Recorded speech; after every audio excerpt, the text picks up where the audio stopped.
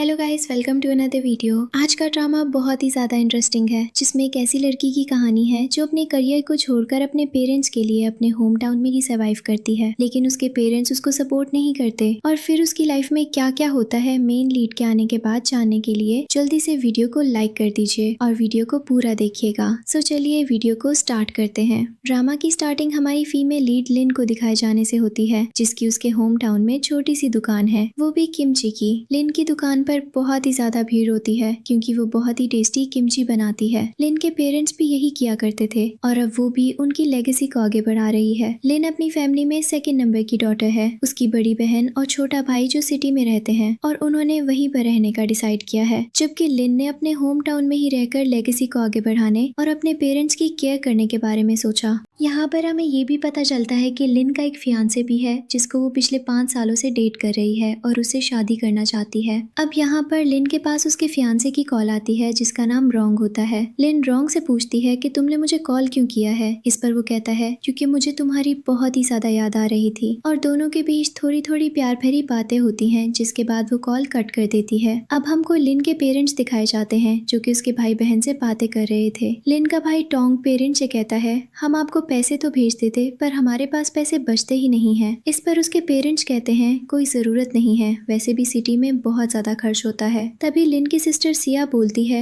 हाँ आपने सही कहा, बहुत ज्यादा खर्च होता है, हमारे पास भी पैसे नहीं बचते और हमें पैसों की जरूरत भी है। इस पर तो मॉम सामने रखे हुए कार्ड को देखती है और फिर कहती है लिन ने मुझको रखने के लिए 500,000 युआन दिए थे, वो मैंने तुम लोगों को पहले ही सेंड कर दिए हैं, जब तुम्हारे पास पैसे होंगे उसके पैसे वापस कर देना।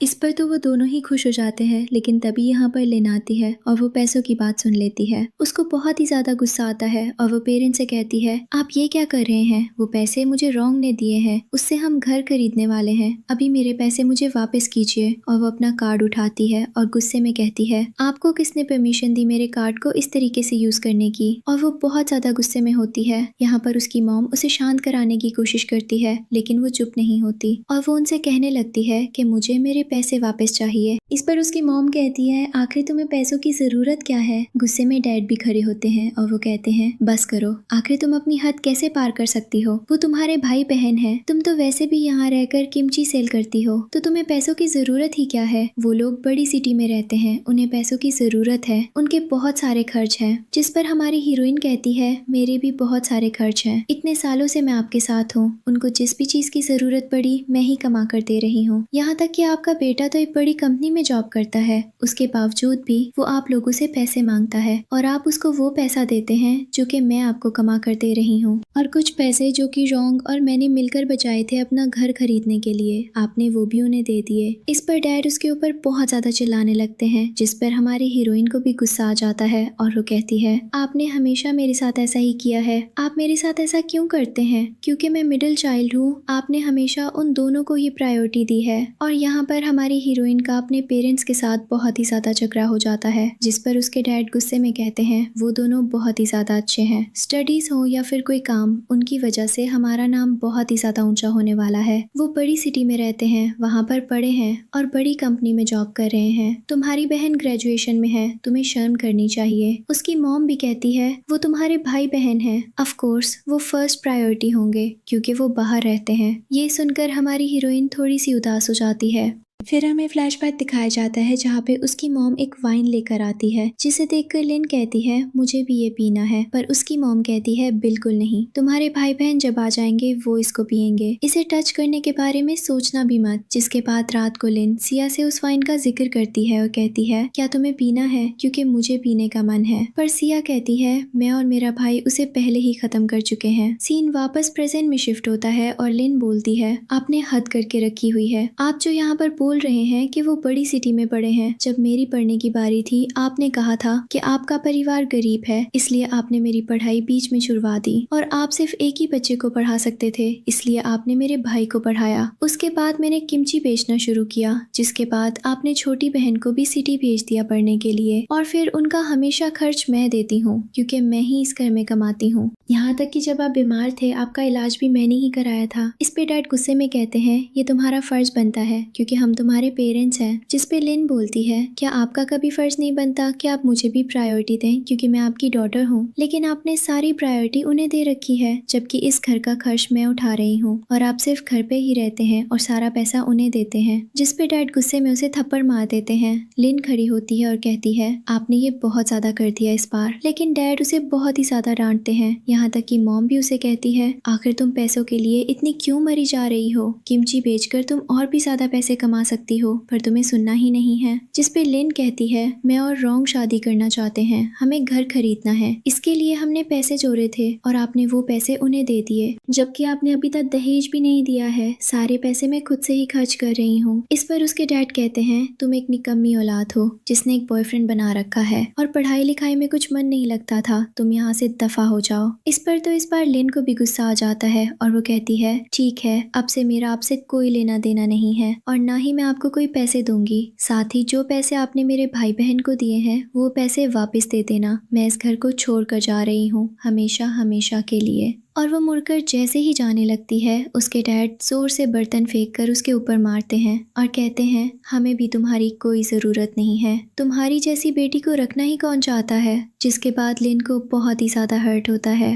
नेक्स्ट सीन में हम लिन को सिटी में देखते हैं, क्योंकि वो भी सिटी में आ चुकी थी और सिटी उसे बहुत ज़्यादा पसंद आती है और वो अपने मन में सोचती है, तो ये है हाईचोंग, जहाँ पर आने का सपना हर किसी का होता है। और फिर वो जाकर मिलती है अपने फियांसे रॉन्ग से, जिससे मिलकर वो बहुत ही ज़्यादा खुश होती है। यहाँ पर रॉन्ग भी बहुत ही ज़्यादा खुश था। वो कहता है, तुम बहुत ज़्यादा प्यारी लग रही हो। और फिर वो उससे कहता है, तो बताओ तुम्हें क्या काम था? जिस पर वो कहती है, मुझे अपने पैसे वापस चाहिए। फिर हमको टोंग सिया और टोंग की वाइफ जिया दिखाई जाती है और ये लोग खाना खा रहे थे, जो कि बहुत टेस्टी खाना खा रहे थे, जैसे खुद के पैसों से खा रहे हो। तभी डोरबेल बजती है। टोंग जैसे ही दरवाजा खोलता है तो सामने लिन को देखकर वो शॉक हो जाता है और वो बिल्कुल भी खुश नहीं था और वो कहता है, तुम यहाँ क्या कर रही हो? जिस पर लिन अंदर आ जाती है। लिन के साथ रॉन्ग भी आया हुआ था। लिन को देखते ही उसकी बहन कहती है, तुम यहाँ क्या कर रही हो? वो भी बहुत ही ज्यादा रूडली। और वो बोलती है, हमारी फैमिली का किमची का बिजनेस तुम्हारे भरोसे ही तो चलता है, तुम यहाँ कैसे आ सकती हो? अब हमारा कितना ज्यादा नुकसान होगा। इस पर लिन कहती है, मैं तुम दोनों को बताना चाहती हूँ कि पेरेंट्स ने जो तुम्हें पैसे दिए हैं वो उनके नहीं है, बल्कि मेरे हैं। मैंने और रॉन्ग ने मिलकर वो पैसे जोड़े थे ताकि हम घर खरीद सकें, पर वो पेरेंट्स ने तुम्हें दे दिए, लेकिन अब वो पैसे मुझे चाहिए। मैं वो पैसे वापस लेने के लिए आई हूँ। इस पर टोंग याद करता है कि मॉम ने उसे बताया था कॉल पर कि वो पैसे लिन के हैं। जिसके बाद वो लिन से कहता है, वो पैसे हमने इसलिए लिए थे क्योंकि सिया को पैसों की जरूरत थी। पर हमारी हीरोइन कहती है, लेकिन अब मुझे पैसे वापस चाहिए, मुझे भी पैसों की जरूरत है। जिस पर सिया चिढ़ कर बोलती है, आखिर तुम तो विलेज में रहकर किमची सेल करती हो, तुम्हें पैसों की क्या जरूरत पड़ सकती है? बेहतर होगा तुम यहाँ से जाओ, यहाँ पर तमाशा मत करो। पर लिन बोलती है, मुझे मेरे पैसे वापस चाहिए। जिस पे टोंग कहता है, तुम्हें पता भी है सिटी में रहना कितना ज़्यादा मुश्किल होता है। मैं यहाँ पर अपनी सैलरी से बस अपना और अपनी वाइफ का ही खर्च उठा सकता हूँ और किसी का भी नहीं। इसलिए सिया के लिए हम घर से पैसे लेते हैं और इसमें बुराई ही क्या है। चिया भी बोलती है, तुम ऐसे कैसे पैसे लेने के लिए आ गई? हम सभी फैमिली हैं, तो मुझे नहीं लगता कि अगर वो पैसे हम यूज भी कर लें तो तुम्हें वो पैसे वापस मांगने का हक भी है। इस पे हमारी हीरोइन उन लोगों के साथ झगड़ा करने लगती है, जिस पे टोंग लिन की इंसल्ट करना शुरू कर देता है। इस पे रॉन्ग को गुस्सा आता है और वो बीच में आता है, तो इन दोनों की बहस हो जाती है और टोंग रॉन्ग को एक जोरदार पंच मारता है, जिससे वो जमीन पर गिर जाता है। हमारी हीरोइन जल्दी से उसे उठाती है। सिया कहती है, जरूर इस आदमी ने तुम्हें हमारे बारे में भड़काया है, तभी तुम यहाँ पर ऐसे पैसे मांग रही हो। हम सब एक फैमिली हैं, आखिर तुम इस आदमी के लिए हमसे कैसे झगड़ा कर सकती हो? साथ ही टोंग भी लिन को कहता है, तुम बहुत ही ज्यादा बेशरम हो जो एक आदमी के लिए झगड़ा कर रही हो। इस पर रॉन्ग को गुस्सा आता है और वो अपना हाथ उठाता है उसे पंच मारने के लिए। इस पर टोंग कहता है, हाँ मारो, अगर तुम में सच में दम है तो मारो, मैं तुम्हारे खिलाफ केस करूंगा, मैं तुम्हें कोर्ट में लेकर जाऊंगा। इसके बाद हमारी हीरोइन उन लोगों से कहती है, ठीक है, मेरा तुम लोगों से कोई भी लेना देना नहीं है। वैसे भी मैंने पेरेंट्स के साथ भी अपने रिश्ते को पूरी तरीके से खत्म कर दिया है। जिस पर सामने से उसके ब्रदर और सिस्टर उसके साथ और भी झगड़ा करते हैं। लिन रॉन्ग के साथ वहां से आ जाती है। अब ये लोग रोड पे चल रहे थे जहाँ पर हमारी हीरोइन आगे आगे थी और पीछे से रॉन्ग आ रहा होता है और फिर वो अचानक से उसे रोकता है और कहता है अलग हो जाते हैं। ये सुनकर तो हमारी हीरोइन एकदम ही टूट जाती है। उसे समझ नहीं आता कि ये उसके साथ क्या हो रहा है और वो रॉन्ग से कहती है तुम ये मेरे साथ क्या कर रहे हो, जिसपे वो कहता है मुझे नहीं लगता हमारा फ्यूचर साथ है। तुम हमेशा अपनी फैमिली के लिए सब कुछ करती आई हो, मैंने तुम्हें कभी भी नहीं रोका क्योंकि तुमने कहा था कि हम शादी करेंगे। हमने पैसे भी इकट्ठे किए अपने घर के लिए, पर अब वो फिर से तुम्हारी फैमिली के पास है। मेरी मॉम बहुत ज्यादा बीमार है, वो चाहती है कि उनकी मौत से पहले मेरी शादी हो जाए, लेकिन मुझे नहीं लगता कि अगर मैं तुम्हारे साथ रहूंगा मेरी शादी होगी। तुम्हारा शुक्रिया कि 5 साल तुम मेरे साथ ही रही, पर अब आगे हमारा साथ नहीं हो सकता। और वो उसे उसका ख्याल रखने को कहकर और एक कार्ड देकर वहाँ से चला जाता है। लिन रोड पर ही गिर जाती है और वो बहुत ही ज्यादा रोती है। वो उसके साथ गुजारे हुए हर एक पल को याद करती है। साथ ही वो ये भी याद करती है कि उसके पेरेंट्स ने उसे कभी सपोर्ट नहीं किया, ना ही कभी लव किया, चाहे वो बड़े होकर हो या फिर बचपन में। बचपन में भी उसके पेरेंट्स ने उसको उसकी ग्रैंडमदर के पास छोड़ दिया था और वो चले गए थे, जिसके बाद ये बेचारी बच्ची उनके पीछे भागते हुए रोई थी, पर उसके लिए कोई नहीं रुका। सीन वापस प्रेजेंट में शिफ्ट होता है जहाँ पर लिन खड़ी होती है और कहती है अब बस बहुत हुआ, मुझे किसी का प्यार नहीं चाहिए जिंदगी में, मैं खुद से प्यार करूंगी। मुझे अपने साथ अब कोई भी नहीं चाहिए, अब मैं अपनी जिंदगी पूरी तरीके से खुद के लिए जीऊंगी। और वो वहाँ से चली जाती है। अब हमारी हीरोइन एक रेस्टोरेंट में आती है जहाँ पर वो किमची खाती है, पर यहाँ की किमची उसे बिल्कुल पसंद नहीं आती, वो एकदम बेकार थी, जिस पर वो वहाँ के ओनर से शिकायत करती है, जिस पर ओनर कहता है यहाँ पर ये सबको पसंद है, अगर तुम्हें पसंद नहीं है जाओ जाकर खुद बना लो। ये सुनकर हमारी हीरोइन को आइडिया आता है। वो सोचती है मेरे पास टैलेंट है, मैं बहुत अच्छी किमची बनाती हूँ, तो मैं किमची बनाकर सेल कर सकती हूँ, जिससे मैं पैसे भी कमा सकती हूँ और यहाँ आराम से अपना गुजारा कर सकती हूँ। और फिर नेक्स्ट सीन में हम देखते हैं कि वो रोड साइड पर अपना स्टॉल लगाकर किमची सेल कर रही थी। वो बहुत सारे लोगों को रोकती है किमची खरीदने के लिए, पर कोई नहीं रुकता, यहाँ तक कि एक आदमी तो उसकी किमची को गिरा भी देता है, जिसके बाद वो बहुत ज्यादा उदास हो जाती है। पर तभी यहाँ पर एक लेडी उसके पास आती है जो कि उसकी किमची को खाती है और कहती है सॉल्ट बहुत ज्यादा है, यह सिटी है, यहाँ पर सभी को ऐसा फूड चाहिए जिसमें सॉल्ट बहुत ही कम हो, मसाले भी बहुत ज्यादा कम हो, क्योंकि यहाँ डाइट का सब ध्यान रखते हैं। और वो वहाँ से चली जाती है। जिसके बाद 1 वीक तक लिन सिटी के हर रेस्टोरेंट में जाकर वहाँ की किमची को ट्राई करती है और एक एक छोटी छोटी बातों को नोट करती है ताकि वो अपनी किमची को और भी ज्यादा बेहतर बना सके। और होता भी वैसा ही है, वो अपनी किमची को और भी ज्यादा बेहतर बनाने में कामयाब हो जाती है, पर फिर भी उसकी सेल्स नहीं बढ़ती। यहाँ तक कि वो जब खुद भी ट्राई करती है तो उसको भी पसंद नहीं आती, जिसके बाद वो सारे बॉक्स को फेंक देती है। लेकिन वो हार नहीं मानती और फिर से अपनी किमची पर काम करती है और इसी तरीके से 1 महीना गुजर जाता है, जिसके बाद वो काफी ज्यादा अपसेट हो जाती है क्योंकि उसकी एक भी किमची का बॉक्स सेल नहीं होता। तभी उसके पास एक कपल आता है और वो किमची ट्राई करता है, जिनको किमची बहुत ज्यादा पसंद आती है और वो उसकी खूब तारीफ करते हैं। उनकी तारीफें सुनकर आसपास के लोग भी आ जाते हैं, जिसके बाद हमारी हीरोइन की सारी किमची सेल हो जाती है और फिर रोज इसी तरीके से उसकी किमची सेल होने लगती है। और तभी उसके पास वही लेडी भी आती है जिसने स्टार्टिंग में उसे आइडिया दिया था। उससे मिलकर तो लिन बहुत ज्यादा हैप्पी हो जाती है और कहती है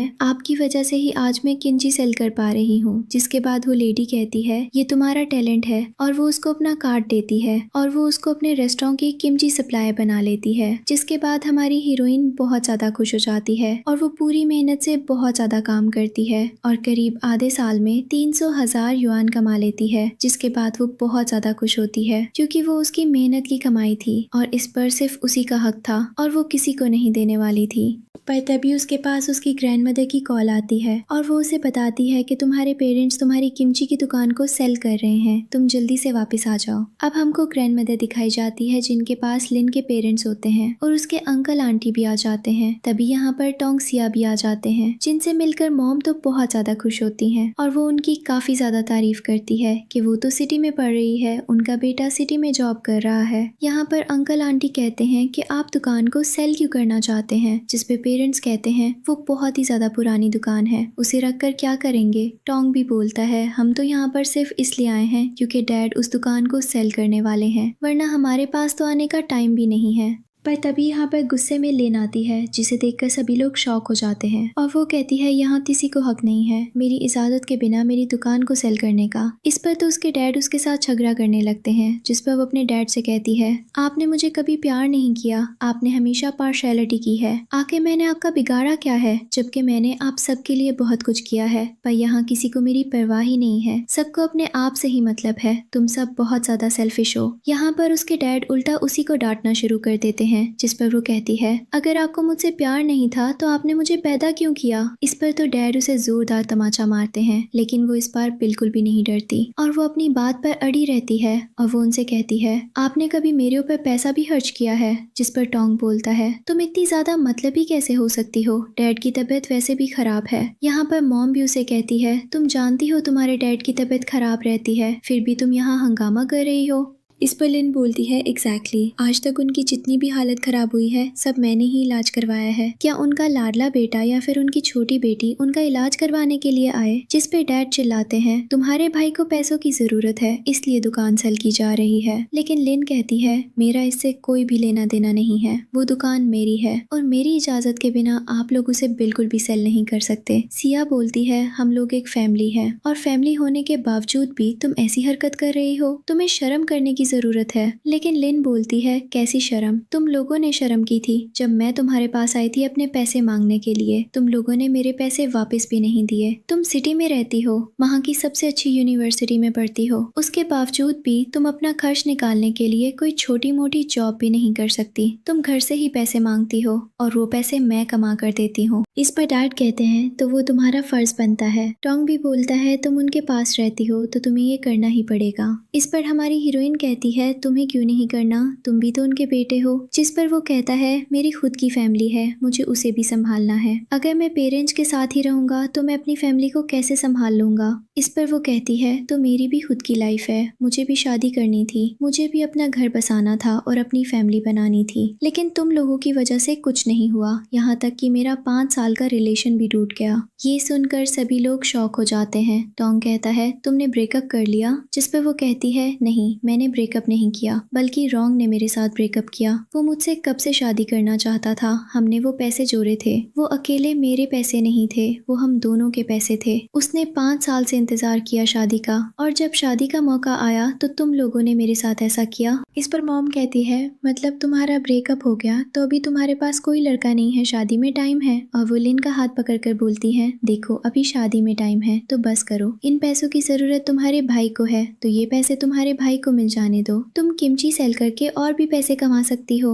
इस पर लिन उनसे अपना हाथ छुड़ाती है और कहती है वो मेरा बड़ा भाई है, उसको मेरे घर से उठाना चाहिए था, लेकिन मैं उसके खर्चे उठा रही हूँ। जॉब करने के बावजूद भी ऐसा लग रहा है कि पूरी फैमिली को मैंने ही पाला है और अब से नहीं बहुत पहले से। और वो अपने डैड से कहती है आपको याद है आपके पास कोई काम नहीं था तब मैंने वो दुकान ली थी और उस पर किमची सेल करना शुरू किया था और तब से आपको कोई काम करने की जरूरत नहीं पड़ी है, क्योंकि हमेशा से मैं ही सबके खर्चे उठाती हुई आई हूँ। और जब मैंने अपना हक मांगा तो आप सबने मेरे साथ कितना गलत किया। इस पर डैड बहुत ज्यादा चिढ़ जाते हैं और वो कहते हैं तुम इसी लायक हो, तुम्हारे साथ यही होना चाहिए। और वो गुस्से में फिर से उसे मारते हैं। ग्रैंडमदर बीच में आती है और वो उल्टा लिन के डैड को थप्पड़ मार देती है और कहती है तुम जैसे लोग मैंने कहीं नहीं देखे, एक बच्ची के ऊपर अत्याचार कर रहे हो, तुम्हें शर्म आने की जरूरत है। लिन कहती है आप मेरे बाप होने के लायक नहीं हैं, जो कि अपने ही बच्चों में फर्क करते हैं, आप हमेशा मेरे पैसों पर पलते आए हैं। इस पर वो गुस्से में अपना हाथ उठाते हैं, लेकिन इस बार लिन चिल्लाती है और कहती है मारो, वैसे भी हमारा कोई रिश्ता नहीं है और ठीक है दुकान सेल करो, लेकिन उसमें से आपको 1 भी रुपया नहीं मिलेगा, सारे पैसे मेरे होंगे। जिस पे डैड और भी ज्यादा गुस्से से पागल हो जाते हैं, वो उसके साथ झगड़ा करने लगते हैं। उसके ब्रदर और सिस्टर भी जोर जोर से चिल्लाने लगते हैं, यहाँ तक कि डैड हार्ट अटैक का भी नाटक करने लगते हैं। लेकिन लिन कहती है मैं दुकान सेल करने के लिए तैयार हूँ, तुम लोगों को 20,000 युआन के अलावा कुछ नहीं मिलेगा।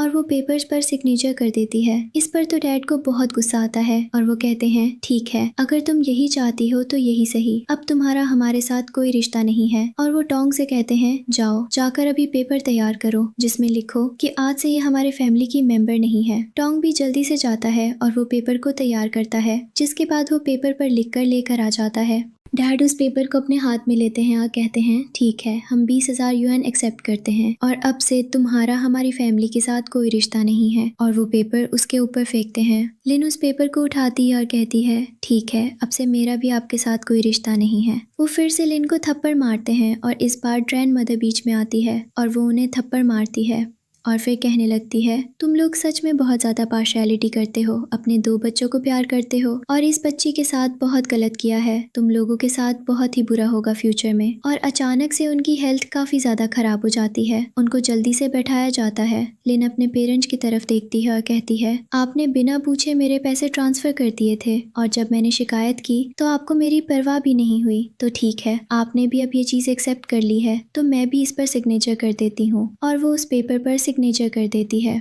इस पे तो उसकी बहन जोर से चिल्लाती है और कहती है तुम पागल हो चुकी हो क्या, हम एक फैमिली हैं। टोंग भी कहने लगता है एक फैमिली मेंबर होकर तुम ऐसी हरकतें कैसे कर सकती हो, रुक जाओ, ये मत करो। मॉम भी जोर जोर से रोने लगती है। लिन वो पेपर अपने डैड को देती है और कहती है उम्मीद करती हूँ कि आपका फ्यूचर बहुत ही ज्यादा अच्छा हो और मेरे ब्रदर और सिस्टर आपका बुढ़ापे तक बहुत अच्छे से ख्याल रखें। और जाने लगती है। पीछे से डैड जोर से चिल्लाते हैं तुम खुद को क्या समझती हो, वैसे भी तुम स्कूल भी नहीं गई हो, तुमने ग्रेजुएशन भी नहीं किया है, तुम्हें कोई जॉब भी नहीं मिलेगा, तुम हमारी फैमिली के बिना अब कुछ भी नहीं हो। मैं देखना चाहता हूँ कि आखिर तुम कहाँ पहुँचोगी ये सब करने के बाद, क्योंकि मैं जानता हूँ तुम्हारी हालत खराब होने वाली है। पर लिन वहाँ से चली जाती है। अब हम बाहर का सीन देखते हैं जहाँ पर लिन के पास उसकी ग्रैंड मदर होती हैं। ग्रैंड मदर बहुत ही ज्यादा रो रही थी कि ये कैसे हो गया, ये क्यों हो गया, ये बहुत ही ज्यादा गलत है। वो ऐसा बिल्कुल भी नहीं चाहती थी, वो भी अपने बुढ़ापे में ये सब देखना। इस पर लिन उनसे कहती है प्लीज रोना बंद करिए, क्योंकि आप जानती हैं कि जब आप रोती हैं तो मुझे बहुत ज्यादा बुरा लगता है। वैसे भी बेहतर होगा कि मैं अलग ही हो जाऊं। मैंने इस बारे में बहुत सोचा है, दूसरों के लिए जीने से अच्छा है कि अब मैं खुद के लिए जीऊं। इस पर वो कहती हैं तुमने ये सही किया, मैं तुम्हारे साथ हूँ।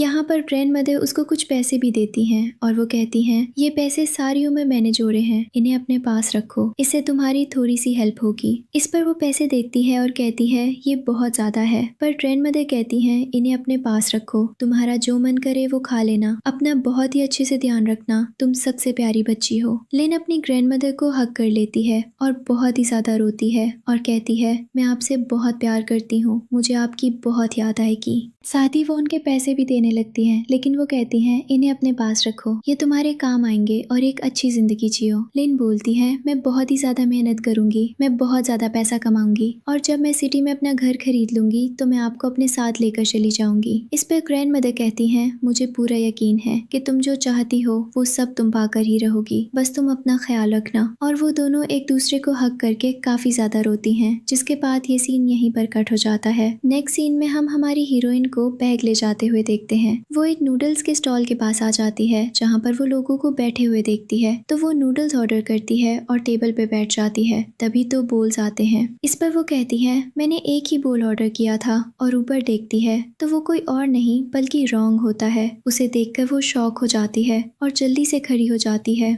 और उसकी आंखों में आंसू आ जाते हैं। और हमेशा की तरह रॉम उसके बालों में अपना चिकन रख देता है और उसके आंसू पोंछते हुए कहता है उस टाइम मैं नशे में था, मुझे माफ कर देना, मैंने तुम्हें बहुत ही ज्यादा याद किया। इस पर लिन कार्ड निकालती है और कहती है ये लो हमारे पैसे, मैंने उन लोगों से पैसे वापस ले लिए हैं, अब हम लोग घर खरीद सकते हैं। इस पर तो रॉन्ग लिन को हक कर लेता है। आसपास के सभी लोग ये देखकर बहुत ही ज्यादा खुश होते हैं। नेक्स्ट डे वो लोग घर खरीदने के लिए पहुंच जाते हैं और वो एक घर को पसंद कर लेते हैं। वो उसे खरीदने लगते हैं और जैसे ही कार्ड स्वाइप करने के लिए दिया जाता है तो सामने से बताया जाता है कि उसमें तो बैलेंस नहीं है। ये सुनकर तो हमारे हीरो हीरोइन हैरान हो जाते हैं। इस पर हमारी हीरोइन कहती है पर इसमें तो पूरे पैसे थे। और तभी हम देखते हैं कि यहाँ पर लिन की पूरी फैमिली घर खरीदने के लिए आई हुई थी और उन्होंने एक घर खरीद लिया था और वो वहाँ से जा रहे थे। टोंग अपने पेरेंट्स से कहता है आपने घर खरीदने के लिए पैसे कहाँ से जुटाए।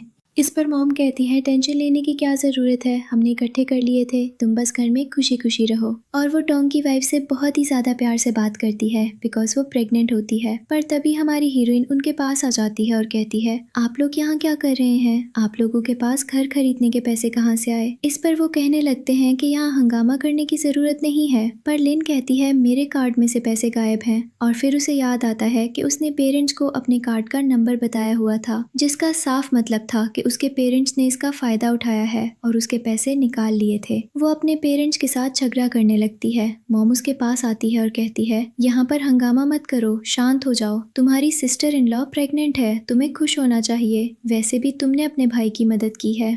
इस पर हमारी हीरोइन कहती है, आप लोगों ने हद पार कर दिया, अब हमारा कोई लेना देना नहीं है। उसके बावजूद भी आपने ऐसा कैसे किया? इस पर उसके डैड जोर जोर से चिल्लाने लगते हैं और कहते हैं, मैंने कैसी बेटी की परवरिश की है जो कि हर जगह हंगामा करती है और अपने माँ बाप को जलील करने लगती है। टोंग कहता है, मैं तुम्हारा भाई हूँ, फिर भी तुम ऐसा कर रही हो। जिस पर वो कहती है, मुझे घर खरीदना है, मुझे भी शादी करनी है। जिस पर टोंग बोलता है, तुम स्कूल भी ठीक से नहीं गई हो, तुमने ग्रेजुएशन भी नहीं की है और सिटी में रहने के लिए मरी जा रही हो। बस तुम्हें सिटी में घर खरीदना है, इसलिए तुम हमारी पूरी फैमिली को बेइज्जत कर रही हो। तुम्हें शर्म आनी चाहिए, तुम सच में बहुत ही ज्यादा नालायक लड़की हो। यहाँ पर डैड भी कहने लगते हैं, सच में तुम बहुत ज्यादा नालायक हो, मेरी बेटी कहलाने के लायक ही नहीं हो। अपनी फैमिली के बारे में जरा भी नहीं सोचती है, तुम्हारा बड़ा भाई है। जिस पर लिन कहती है, मैं किसी के बारे में क्यों सोचूं? क्या कभी किसी ने मेरे बारे में सोचा है? कभी भी किसी ने मुझे प्यार नहीं किया। और आप तो बोलिए ही मत, आपका तो अब मेरे ऊपर हक ही नहीं है। इसके बावजूद भी आपने मेरे पैसे निकाले हैं, अभी के अभी मुझे मेरे पैसे वापस चाहिए। इस पर मॉम कहने लगती है,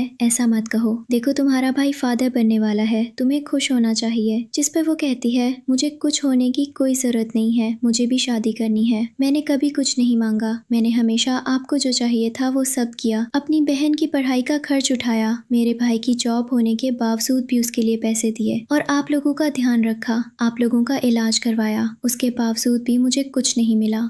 मुझे सिर्फ अपने 5 साल के रिलेशनशिप से शादी करनी थी और मुझे घर लेना था, लेकिन आपने इसकी भी परवाह नहीं की। आपने मुझे वो घर भी लेने नहीं दिया, यहाँ तक कि ना ही बचपन से मुझे अपने पास रखा है आपने, कभी भी मेरी खुशियों पर ध्यान दिया है। मैंने जो भी मांगा आपने हमेशा मना किया। आपने हमेशा अपने बच्चों पर ही ध्यान दिया है, वो भी वो बच्चे जो कि आपकी परवाह ही नहीं करते क्योंकि सिटी में रहते हैं और कभी आपको आकर देखते भी नहीं कि आप लोग कैसे हैं। आप जब बीमार होते हैं वो तब भी आते नहीं, वो तभी आते हैं जब उनको पैसे चाहिए होते हैं और फिर भी आप मेरे साथ ऐसा करते हैं। पर मैंने बहुत बर्दाश्त कर लिया, अब मैं बर्दाश्त नहीं करूंगी, मुझे अभी के अभी मेरे पैसे वापस चाहिए। जिस पर वो लोग साफ इनकार कर देते हैं तो बीच में रॉन्ग बोलता है और कहता है, ये चीज बहुत ही ज्यादा गलत है। इस पर सिया कहती है, तुम होते कौन हो हमारे फैमिली मैटर में बोलने वाले? जिस पर लिन बोलती है, ये मेरा होने वाला हस्बैंड है।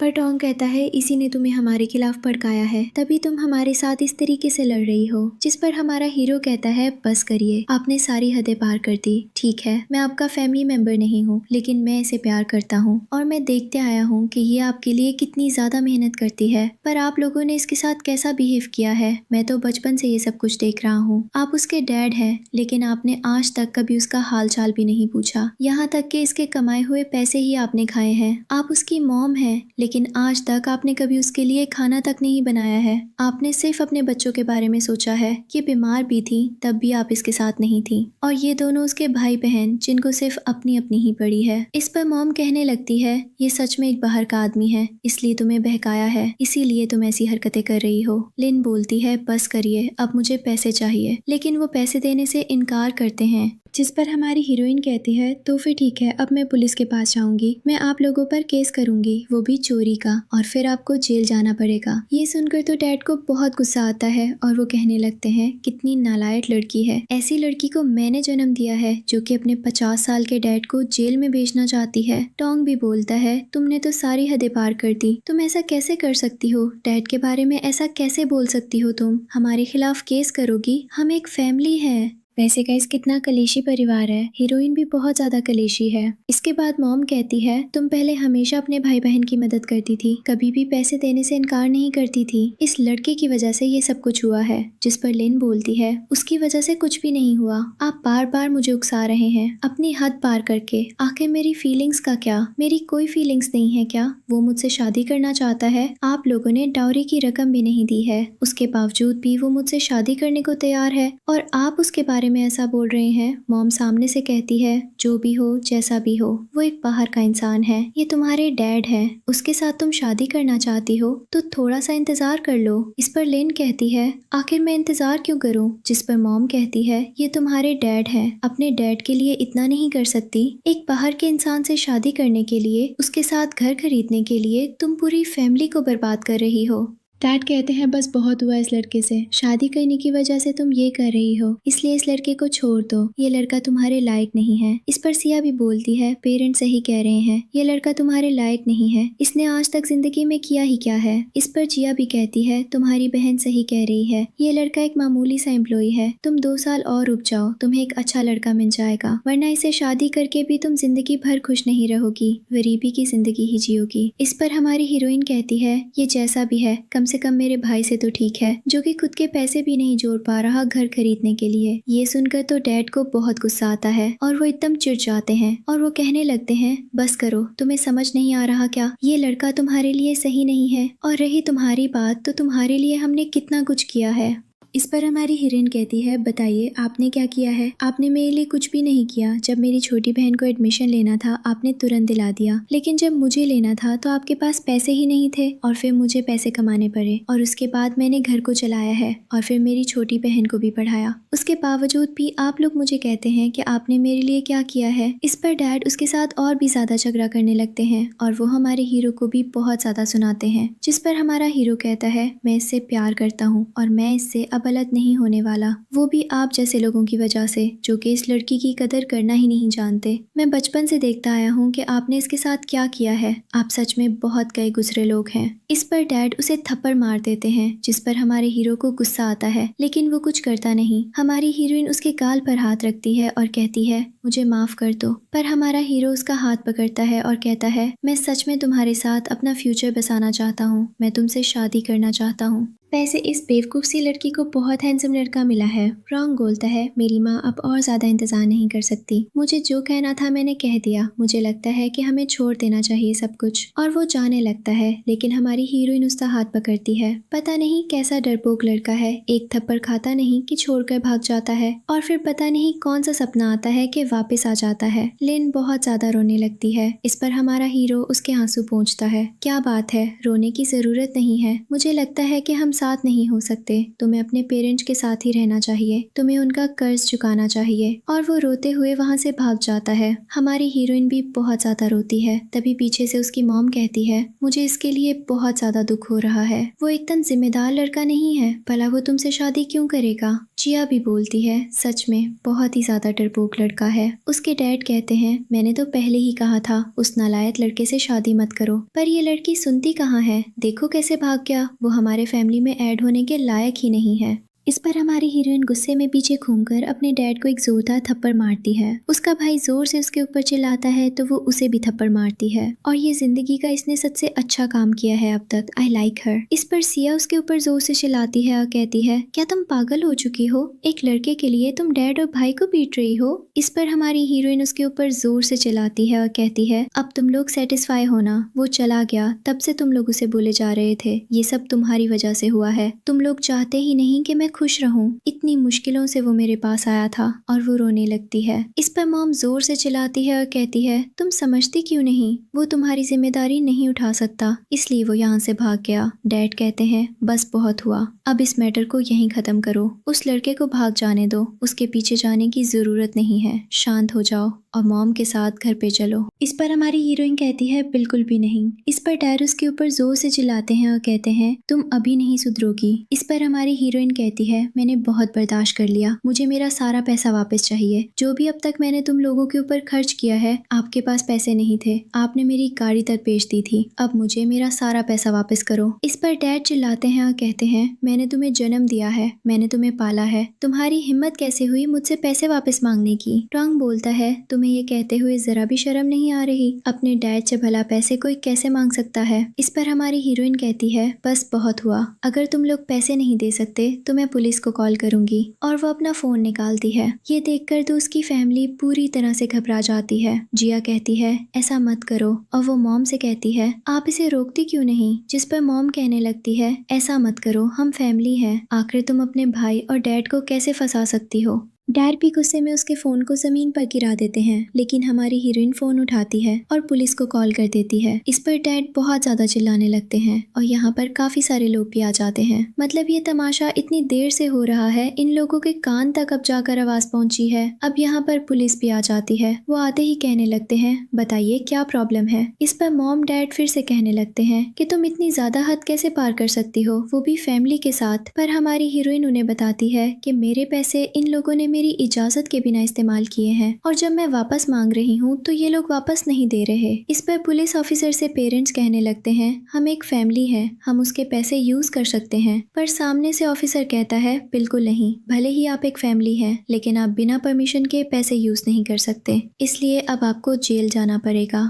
जिस पर उसके डैड और भी ज्यादा पागल हो जाते हैं और कहते हैं, तुम सच में एक बदतमीज लड़की हो, अभी के अभी लोगों को वापस आने को कहो वरना ठीक नहीं होगा। तुमने हमारी बहुत ज्यादा इंसल्ट करवाई है, पूरी दुनिया हमारी लिन फैमिली के ऊपर अब हंसेगी। इस पर हमारी हीरोइन कहती है, आपके पास सिर्फ 2 ऑप्शन है, या तो मेरे पैसे वापस दो या फिर आप जेल जाइए। इस पर डैड को हार्ट अटैक आ जाता है और उसका भाई चिल्लाने लगता है, देखो तुम्हारी वजह से डैड की क्या हालत हो गई। अब हम हमारी हीरोइन को उसके घर पर देखते हैं जहाँ पर वो याद करती है और फिर हमें फ्लैशबैक दिखाया जाता है। हार्ट अटैक आने के बाद वो लोग डैड को उठा कर ले जाते हैं और फिर सीन वापस प्रेजेंट में शिफ्ट होता है, जहाँ पर वो अपना बैग खोलती है और उसमें से वो अपनी दादी का दिया हुआ किमची निकालती है, जिसे देखकर वो काफी ज्यादा खुश होती है और अपनी दादी को याद करती है कि किस तरीके से उन्होंने उसे ये दिया था और कहा था, इसे खाने से तुम्हारी हेल्थ बहुत ही ज्यादा अच्छी रहेगी।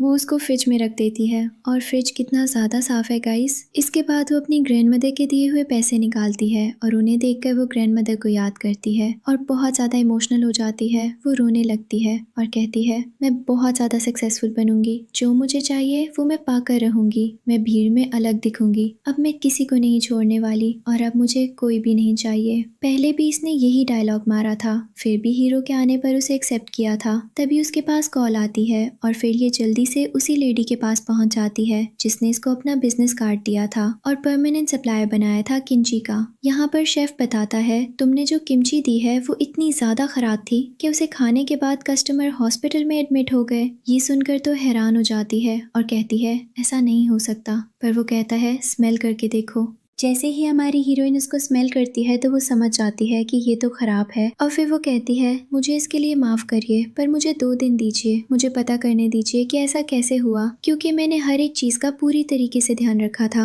और अगर मैं ये पता नहीं कर पाई, आप जो चाहे वो कर सकते हैं। अब वो घर आ जाती है और हर एक सब्जी को बहुत ही अच्छे से चेक करती है। वो बहुत ज्यादा मेहनत करती है पता लगाने की, पूरी कोशिश करती है, वो जगह जगह कॉल करती है और फाइनली उसको प्रॉब्लम मिल जाती है, जिसके बाद वो उस लेडी के पास पहुंच जाती है और फिर उसको ऑडियो सुनाती है जहाँ पे ट्रक ड्राइवर बताता है, दरअसल हम किमची लेकर निकले थे तो बीच में खराब हो गया और हमें 4 घंटे खड़ा रहना पड़ा, जिससे टेम्परेचर बहुत ज्यादा बढ़ गया था और ये बात हमने किसी को नहीं बताई थी। हमारी हीरोइन कहती है, इसमें मेरी गलती नहीं थी बल्कि लापरवाही थी, इसके बावजूद भी मैं जिम्मेदारी लेने के लिए तैयार हूँ, जितना भी कॉम्पेंसेशन होगा मैं देने के लिए तैयार हूँ। नेक्स्ट मंथ मैं आपको फ्री में किमची बना कर दूंगी, मैं कोई पेमेंट नहीं लूंगी और जैसी आपकी मर्जी। लेकिन सामने से वो लेडी कहती है, कोई बात नहीं, वैसे भी तुम्हारी वजह से मेरा बहुत ज्यादा मुनाफा हुआ था, इस बार खराब हो गया, इसमें तुम्हारी कोई गलती नहीं थी और मैं तुम्हें पूरा पेमेंट दूंगी, इनफैक्ट मैं तुम्हारी हेल्प करूंगी तुम्हारी दुकान खुलवाने में भी। ये सुनकर तो हमारी हीरोइन बहुत ज्यादा खुश हो जाती है। इसके बाद हमारी हीरोइन अपनी लाइफ में बहुत ज्यादा स्ट्रगल करती है, वो बहुत ज्यादा मेहनत करती है, साथ ही वो अलग अलग तरीके की किमची ट्राई करती है ताकि वो किमची में और भी ज्यादा स्पेशल इंग्रेडिएंट डाल सके और उसको और भी ज्यादा स्पेशल बना सके। अब हम उसको रोड पर देखते हैं जहाँ पर वो सब्जियां लेकर जा रही थी और फाइनली इसने एक शर्ट तो खरीद ही ली। वो ग्रीन शर्ट मुझे बिल्कुल पसंद नहीं थी, उसमें ये गरीब लगती थी। यहाँ पर ये फिर से सारी चीजों को याद करने लगती है, जिससे इसका दिमाग बहुत ज्यादा खराब हो जाता है और ये सारी सब्जियों को जमीन पर गिराकर सुसाइड करने के बारे में सोचने लगती है। पर तभी इसकी ग्रैंडमदर का कॉल उसके पास आता है। वो कहती है, बेटा क्या तुम काम कर रही हो? इस पर वो मना करती है, जिस पर ग्रैंडमदर कहती है, मुझे तुम्हारी बहुत ही ज्यादा याद आती है, मैं दिन रात तुम्हें याद करती हूँ और बस यही सोचती हूँ कि तुम क्या कर रही होगी, तुमने खाना खाया होगा या फिर नहीं। मैं सच में तुमसे बहुत ज्यादा प्यार करती हूँ, तुम एक बहुत ही अच्छी बच्ची हो। इस पर हमारी हीरोइन कहती है, आपको परेशान होने की जरूरत नहीं है, मैं एकदम ठीक हूँ और मैं टाइम से खाना खा लेती हूँ। वैसे मैं जल्दी बहुत ज्यादा सक्सेस सक्सेसफुल बन जाऊंगी और आपको अपने साथ सिटी में लेकर आ जाऊंगी। फिर हम दोनों साथ रहेंगे और खुशी खुशी जिएंगे। ग्रैंड मदर से बात करते करते हमारी हीरोइन बहुत ही ज्यादा इमोशनल हो जाती है और वो उनको बताती है कि जहाँ दुकान कर रही है वहाँ की मालकिन बहुत ही ज्यादा अच्छी है। वो उसके साथ बहुत अच्छा बिहेव करती है, बहुत अच्छी कीमत देती है, साथ ही उसकी दुकान खुलवाने में भी उसकी मदद करेगी। इस पर ग्रैंड मदर बहुत खुश होती है और कहती है वाकई में वो बहुत अच्छी औरत है और तुम ध्यान रखना अपनी किमची और भी ज्यादा अच्छे से बनाना, मौसम का ध्यान रखना, अच्छी सब्जियों का इस्तेमाल करना। उनकी बातें सुनकर तो हमारी हीरोइन को आइडिया आ जाता है कि अब उसे अपनी किमची के साथ कौन सा एक्सपेरिमेंट करना चाहिए और वो कहती है मुझे समझ आ चुका है, अब मैं देखना क्या करूंगी। और वो खुश होकर कॉल कट कर देती है और वहाँ से भाग जाती है सब्जियां उठाकर। और फिर वो अपनी किमची पर एक्सपेरिमेंट करती है। वो बहुत ज्यादा मेहनत करती है और बहुत तरीके आजमाती है, नई नई सब्जियां काटती है, नया नया पानी डालती है और भी पता नहीं कौन कौन से काले जादूगर डालती है। और फिर अगली सुबह वो किसी को टेस्ट कराती है तो हद से ज्यादा टेस्टी होता है, जिसके बाद वो अपनी बॉस और शेफ को टेस्ट कराती है तो उनको तो बहुत ज्यादा पसंद आती है। जिसके बाद उसकी बॉस उसके साथ कॉन्ट्रैक्ट कर लेती है और फिर उसकी किमची को लॉन्च करवा देती है और वो बहुत ज्यादा फेमस हो जाती है।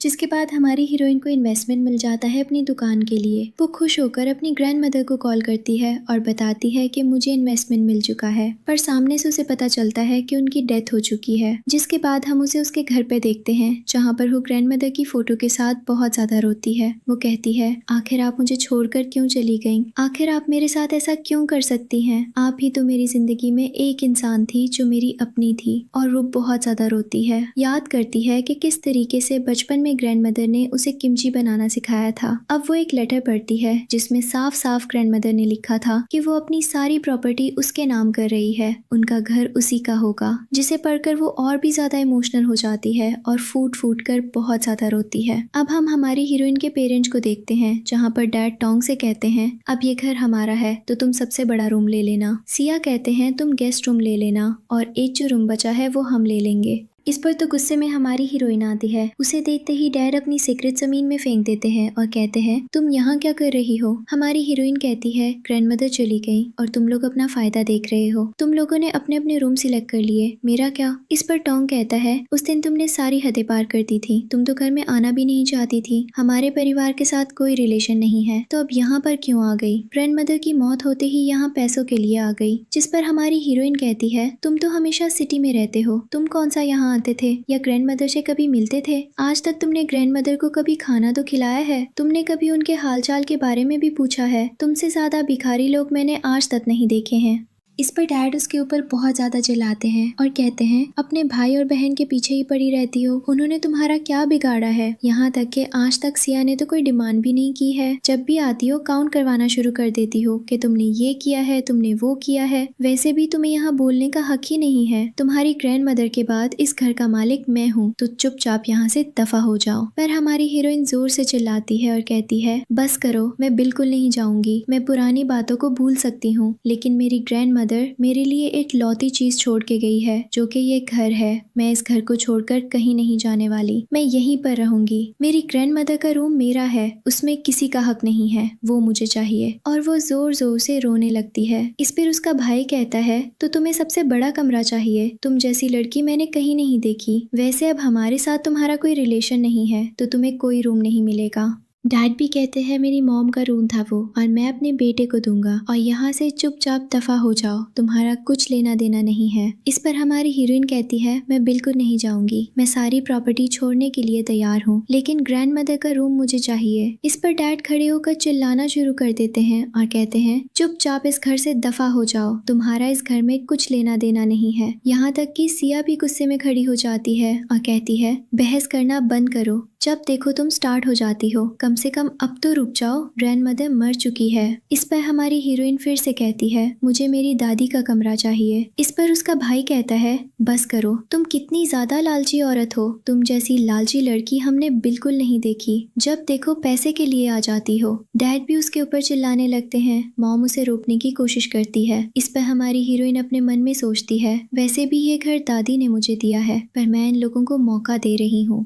और वो कहती है मैं तुमसे फिर से पूछ रही हूँ, क्या दादी का कमरा आप लोग मुझे बिना पार्शियलिटी के देंगे? इस पर डैड कहते हैं दफा हो जाओ यहाँ से, तुम्हें मैं एक सिक्का भी ना दूँ। इस पर वो अपने मन में सोचती है हमेशा इन लोगों ने मेरे साथ गलत किया है, फिर भी मैं इनका बुरा नहीं चाहती। अभी मैं यही सोच रही हूँ कि हम सब एक साथ रहें और बस दादी का कमरा मुझे मिल जाए। मैं बताना भी नहीं चाहती प्रॉपर्टी की बात, पर ये लोग मेरे साथ हमेशा पार्शियलिटी करते हैं। और वो फिर से कहती है मैं एक बार फिर से कह रही हूँ, मुझे सिर्फ दादी का कमरा चाहिए।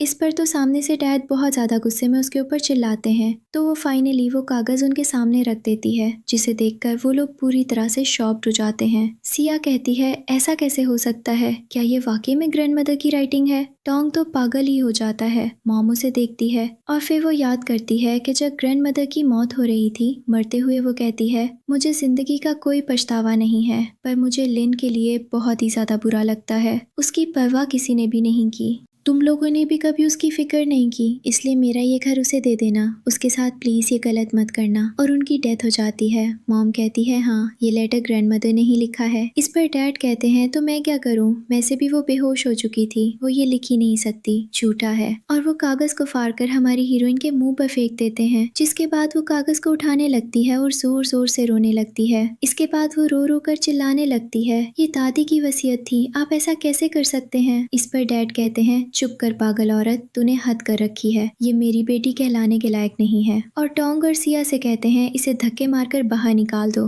वो लोग उसे धक्के मारकर बाहर निकाल देते हैं। मॉम उसे कहती है यहाँ से चली जाओ। डैड बहुत ही ज्यादा नाराज है, पर वो खड़ी होती है और कहती है बिल्कुल नहीं, मैं इस घर की 1 इंच भी तुम्हें नहीं दूंगी। और वो लॉयर को कॉल करती है और कहती है मुझे मेरी वसीयत वापस चाहिए, मुझे केस करना है। इस पर सिया कहती है तुम इतनी जिद्दी कैसे हो सकती हो, तुम्हारी इतनी ज्यादा इंसल्ट हो चुकी है, तुम्हें यहाँ से चले जाना चाहिए। इस पर वो कहती है तुमने मेरे पैसे वापस नहीं दिए हैं। जिस पर टोंग कहता है तुम सारे पैसे तो वापस ले चुकी हो, अब तुम्हें क्या चाहिए? जिस पर वो कहती है वो पैसे जो मॉम डैड ने तुम्हें दिए थे 50,000 युआन, मुझे मेरे वो पैसे भी वापस चाहिए। अब मैं तुम लोगों पर कुछ भी नहीं छोड़ूंगी। जिस पर डैड कहते हैं तुम्हें कुछ नहीं मिलेगा, इनफैक्ट तुम्हें मुझसे माफी मांगनी पड़ेगी, वो भी पैरों में गिरकर। इस पर हमारी हीरोइन कहती है बिल्कुल नहीं, मैं माफी बिल्कुल नहीं मांगूंगी। इस पर उसकी बहन कहती है तुम्हें डैड से माफी मांगनी होगी पैरों में गिरकर, क्योंकि तुमने बहुत ही सारी घटिया हरकतें की हैं। लेकिन हमारी हीरोइन कहती है चुपचाप तुम लोग यहाँ से दफा हो जाओ। इस पर डैड को बहुत गुस्सा आता है और वो आगे आते हैं उसे थप्पड़ मारने के लिए, पर तभी टोंग चिल्लाकर उन्हें रोकता है और वो अपने डैड से कहता है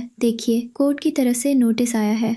ये देखकर तो वो हैरान हो जाते हैं। मॉम तो दहाड़ मार मार कर रोने लगती है, अरे हम लोग तो केस में फंस गए, आखिर ये इस लड़की को क्या हुआ है, ये तो पूरे परिवार को बर्बाद कर डालेगी। और फिर डैड उसे बहुत ज्यादा सुनाना शुरू कर देते हैं। पर तभी यहाँ पर एंट्री होती है लॉयर ली की। उसे देखकर वो लोग शॉक्ड हो जाते हैं और वो लोग कहते हैं कि तुम कौन हो? जिस पर लॉयर ली कहते हैं मैं एक लॉयर हूँ और यहाँ पर आपकी डॉटर की साइड से आया हूँ। उसे देखकर तो वो लोग और भी ज्यादा शॉक्ड हो जाते हैं कि इतना अच्छा लॉयर उसके लिए आ गया। उसके बाद हमारी हीरोइन रो रो कर उसके हाथ में वो वसीयत दे देती है और कहती है ये मेरी दादी की वसीयत है, इन लोगों ने इसे फाड़ दिया, मुझे मेरे पैसे वापस चाहिए, मुझे ये घर वापस चाहिए, ये मेरी दादी की आखिरी निशानी है। और वो अपने फोन में भी उसका फोटो दिखाती है, साथ ही वो दादी की रिकॉर्डिंग भी सुनाती है, जिसमें दादी कहती है मैं जानती हूँ तुम्हारे साथ बहुत गलत हुआ है, तुम्हारे पेरेंट्स ने कभी तुम्हें सपोर्ट नहीं किया, तुम्हारा साथ नहीं दिया, और अब मैं भी तुम्हें छोड़कर जा रही हूँ, इसलिए अपनी प्रॉपर्टी तुम्हारे नाम कर रही हूँ। ये सुनकर लॉयर कहता है ये तो साफ साफ प्रूफ है, साबित हो गया है सारी प्रॉपर्टी मिस लिन की ही है। अगर आप अभी भी घर से नहीं जाते हैं तो आपको कोर्ट में आना होगा और केस लड़ना होगा, और बात साफ है हमारे पास प्रूफ है तो आप जीत नहीं पाएंगे। इस पर डैड याद करने लगते हैं कि हाँ पहले उनकी मॉम ने कहा था कि वो घर उनकी प्यारी लिन का है।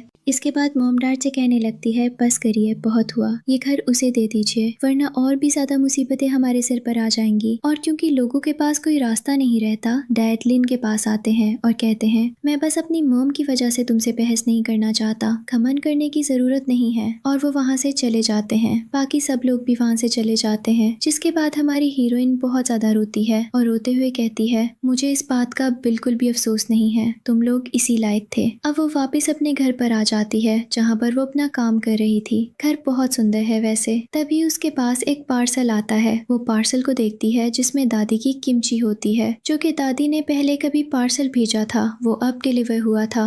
जिसके बाद वो अपनी दादी को याद करती है कि दादी उसे कितना ज्यादा प्यार किया करती थी। वो उसे स्कूल से लेकर आया करती थी, उसे किमची बनाना सिखाती थी, उसके साथ खाती थी और वो हमेशा से कहा करती थी फ्यूचर में तुम्हें बहुत ज्यादा सक्सेसफुल बनना है, तुम्हें सबसे ज्यादा रिच बनना है, तुम्हें कभी भी पीछे नहीं हटना, ना किसी से डरना है। और ये सारी चीजें याद करके हमारी हीरोइन बहुत ज्यादा रोती है और फिर वो कहती है मैं जरूर कुछ करके दिखाऊंगी। और फिर हमें 5 साल बाद का सीन दिखाया जाता है जहाँ पर एक कार आकर रुकती है एक बड़े से किमची रेस्टोरेंट के सामने और उसमें से हमारी हीरोइन बाहर आती है। फिर वो अपनी रेस्टोरेंट के अंदर आती है जहाँ पर वो किमची को देखती है। उसकी असिस्टेंट उसे बताती है ये फलाना किमची है, ये टिमकाना किमची है। और फिर तभी उसकी नजर पड़ती है किसी पर जिसे देखकर वो एकदम ही रुक जाती है और वो उसकी तरफ स्माइल करती है। हमारा हीरो भी उसे देख लेता है पर तभी हमारे हीरो के पास एक बच्ची आती है जो कि उसे डैड कहकर बुलाती है और पीछे से उसकी वाइफ भी आ जाती है, जिससे हमारी हीरोइन को पता चलता है कि अब उसका कोई चांस नहीं है। और फिर हमारा हीरो अपनी फैमिली के साथ उसकी साइड से गुजर जाता है, जिन्हें बैठकर सिर्फ वो देखती है कि वो कितना ज्यादा खुश है। वो सारे पल याद करने लगती है जो भी उसने हमारे हीरो के साथ गुजारे थे, चाहे वो पेड़ के नीचे घूमना हो या स्ट्रॉबेरी खाना हो। उसके बाद हमारा हीरो अपनी फैमिली के साथ जाने लगता है तो हमारी हीरोइन उसे कहती है अगली बार जरूर विजिट करिएगा। अब फिर वो पीछे पीछे जाती है और बाहर जाकर उन्हें देखती है। वहाँ पर हमारा हीरो अपनी डॉटर के साथ बहुत अच्छे से बात कर रहा था, जिन्हें देखकर वो बहुत ज्यादा खुश होती है और फिर जोर से चिल्लाकर कहती है तुम्हारा फ्यूचर बहुत ही ज्यादा ब्राइट हो। और वो बहुत ज्यादा हैप्पी थी। अगले सीन में वो अपने खेतों में पहुंच जाती है, जिससे हमें पता चलता है किमची के लिए वही सब्जियां उगाती है। मतलब अब उसके पास सब कुछ है, खुद के खेत, खुद की दुकान, खुद की किमची, खुद की कार। और यहाँ पर हम उसके बॉयफ्रेंड को भी देखते हैं जिसका नाम चान होता है। और तभी यहाँ पर आ जाता है डोंग, जो कि गेट पर बहुत ज्यादा चिल्ला रहा था हमारी हीरोइन को देखकर। इस पर वो उसके पास जाती है तो उसकी असिस्टेंट कहती है चेयरमैन आपको पास नहीं जाना चाहिए। ये सुनकर उसका भाई हैरान होता है लेकिन अपने मन में सोचता है ये अनपढ़ लड़की चेयरमैन कैसे हो सकती है, मैंने गलत सुना है। और वो उसके साथ बहस करना शुरू कर देता है और वो उसकी बहुत ज्यादा इंसल्ट करता है। तभी असिस्टेंट आती है और उसे थप्पड़ मारती है और कहती है तुम्हारी हिम्मत कैसे हुई हमारी फाउंडर के बारे में ये बोलने की। ये सुनकर तो वो हैरान हो जाता है और कहता है तो ये तुम्हारा है, तुमने ये किमची लॉन्च किया है। और फिर वो कहता है मेरी मदद करो, मैं बहुत ज्यादा मुसीबत में हूँ, मैंने अपनी फार्मिंग स्टार्ट की थी लेकिन वो बेकार हो गई, मेरी मदद करो। लेकिन हमारी हीरोइन उसे वहाँ से दफा होने को कहती है, जिसके बाद वो सभी से कहने लगता है तुम्हारी बॉस बहुत ही ज्यादा बदतमीज है, उसने अपने पेरेंट्स को छोड़ दिया, अपने घर को छोड़ दिया, वो घर में एक बार भी नहीं आई पिछले कई सालों से।